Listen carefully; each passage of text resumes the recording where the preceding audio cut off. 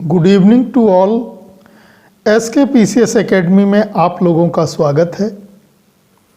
आज हम लोग साइंस से संबंधित कुछ महत्वपूर्ण प्रश्नों के विषय में जानेंगे। तो चलें शुरू करते हैं। पहला प्रश्न देखें, नार्को टेस्ट किसकी जांच हेतु किया जाता है? पहला प्रश्न है, नार्को टेस्ट किसकी जांच हेतु किया जाता है?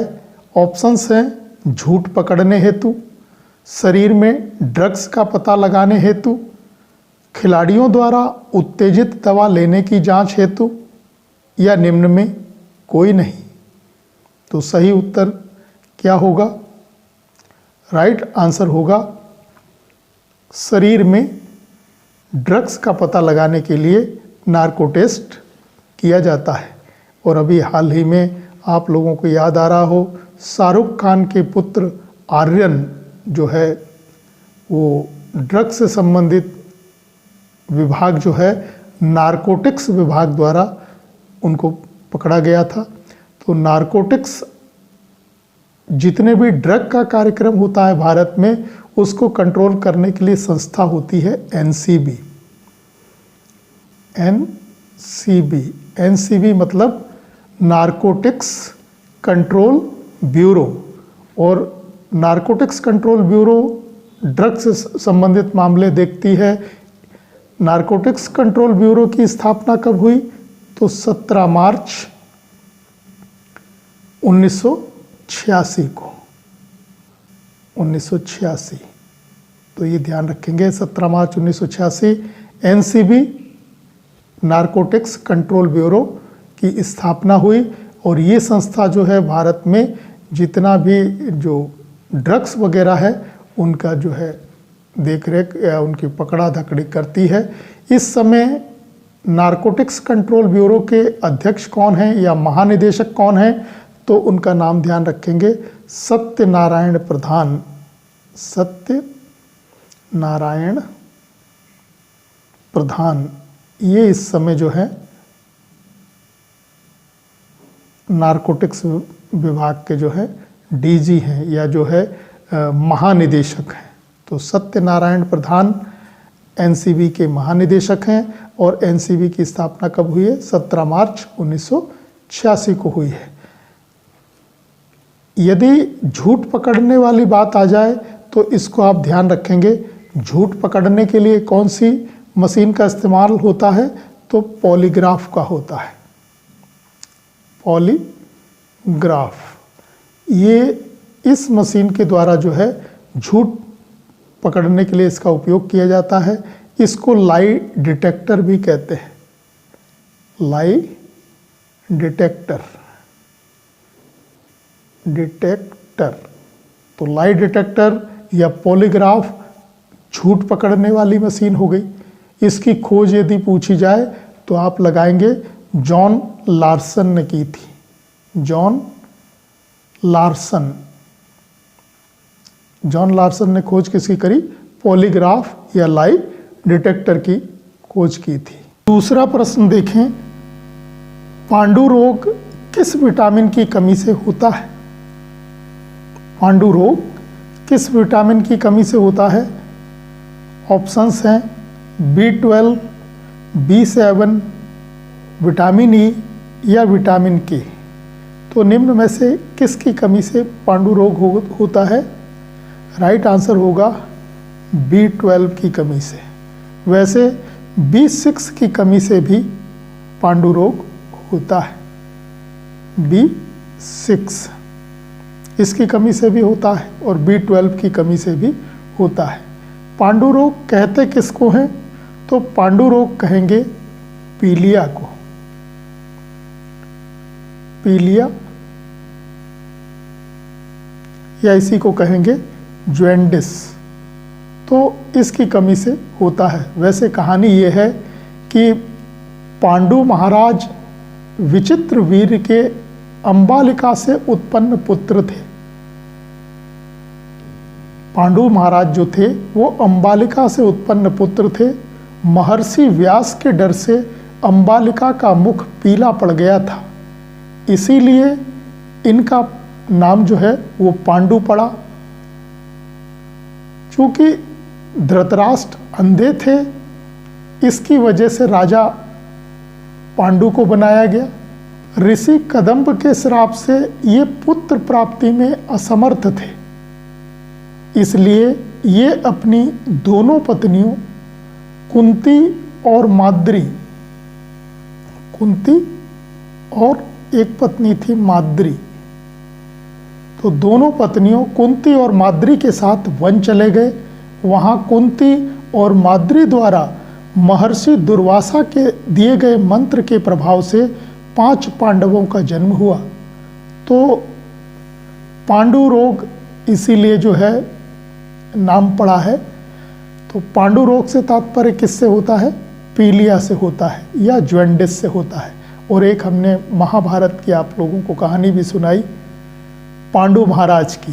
पांडु महाराज जिनके भाई थे धृतराष्ट्र अंधे थे, इसलिए पांडु महाराज राजा बने। इनकी 2 पत्नियां थीं, कुंती और माद्री, और ये पुत्र उत्पन्न करने में असमर्थ थे, इसलिए जो है ये वन में चले गए और महर्षि दुर्वासा के दिए गए मंत्र के प्रभाव से 5 पांडवों का जन्म हुआ था। तो ये कुछ कहानी मिलती है, इसको भी आप ध्यान रखेंगे। तीसरा प्रश्न देखें, BCG के टीके की खोज किसने की थी? ऑप्शंस हैं Calmette Guerin, doctor Paul Muller, Pincus या एवर्थ। तो इनमें से राइट आंसर क्या होगा? राइट आंसर होगा ए, कॉलमेट ग्यूरिन। 2 फ्रांसीसी वैज्ञानिक थे, एक का नाम था अल्बर्ट कॉलमेट और दूसरे का नाम था केमिल ग्यूरिन।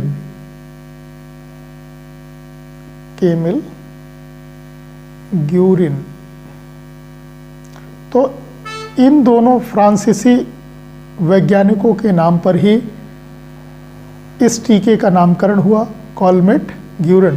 तो अल्बर्ट कॉलमेट और केमिल ग्यूरिन के नाम पर इस टीके का नामकरण किया गया। BCG की फुल फॉर्म क्या हो जाएगी? तो BCG की फुल फॉर्म हो जाएगी बेसिलस कॉलमेट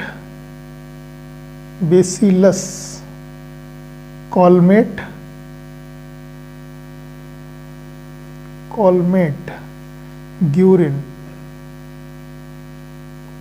तो BCG का फुल फॉर्म हो जाएगा बेसिलस कॉलमेट ग्यूरिन। और ये मुख्यतः TB की जो है उसके लिए ये वैक्सीन दिया जाता है।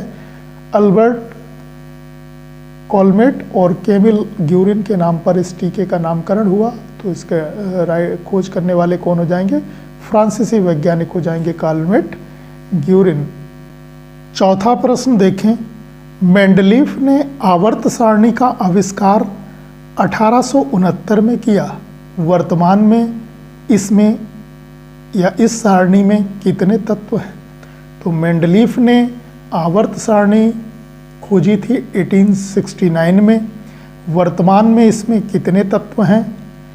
ऑप्शंस हैं 101, 104, 115 या 118। राइट आंसर क्या होगा? तो राइट आंसर होगा डी, 118। वर्तमान में इसमें कितने तत्व हैं सारणी में? 118। और मूल सारणी में कितने थे?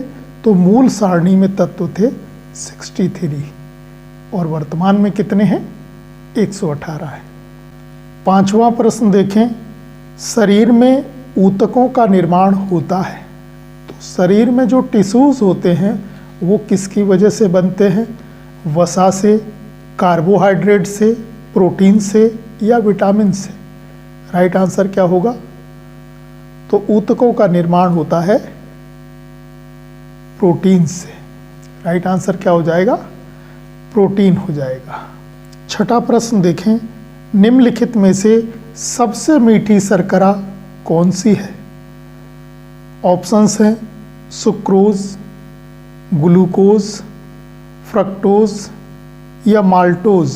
सबसे मीठी शर्करा इसमें से कौन सी हो जाएगी? राइट आंसर क्या होगा? तो राइट आंसर होगा फ्रक्टोज। 7वां प्रश्न देखें, हमारे शरीर में अम्लीयता और क्षारीयता के बीच जो तत्व संतुलन बनाए रखता है वह होता है। ऑप्शंस हैं फास्फोरस, सोडियम, पोटेशियम या कैल्शियम। तो इनमें से कौन सा तत्व है जो इन दोनों के बीच यानी अम्लीयता और क्षारीयता के बीच संतुलन बनाए रखता है हमारे शरीर में? राइट आंसर क्या हो जाएगा? तो राइट आंसर होगा फास्फोरस। फास्फोरस जो है हमारे शरीर में अम्लीयता और क्षारीयता के बीच संतुलन बनाए रखता है। 8वां प्रश्न देखें, मानव शरीर में अधिकतम मात्रा में पाया जाने वाला तत्व होता है। मानव शरीर में अधिकतम मात्रा में पाया जाने वाला तत्व होता है। ऑप्शंस दिए हैं लोहा, सोडियम, फास्फोरस या कैल्शियम। तो इसमें से राइट आंसर क्या होगा? इसके हिसाब से राइट आंसर होगा कैल्शियम। कैल्शियम जो है हमारी बॉडी में कितना पाया जाता है अधिकतम मात्रा में? तो 1.5%। फास्फोरस 1%, पोटेशियम या सोडियम कहें तो 0.2% और लोहा उससे भी कम मान लें। तो इस हिसाब से मानव शरीर में अधिकतम मात्रा में पाया जाने वाला तत्व कौन सा हो गया? कैल्शियम हो गया। वैसे जो सबसे अधिक मात्रा में पाया जाता है मानव शरीर में वो होता है ऑक्सीजन। सबसे ज़्यादा कौन सा होता है? ऑक्सीजन होता है। और ऑक्सीजन कितना पाया जाता है? तो 65%। उसके बाद कार्बन होता है। कार्बन पाया जाता है 18.5%। फिर होता है हाइड्रोजन।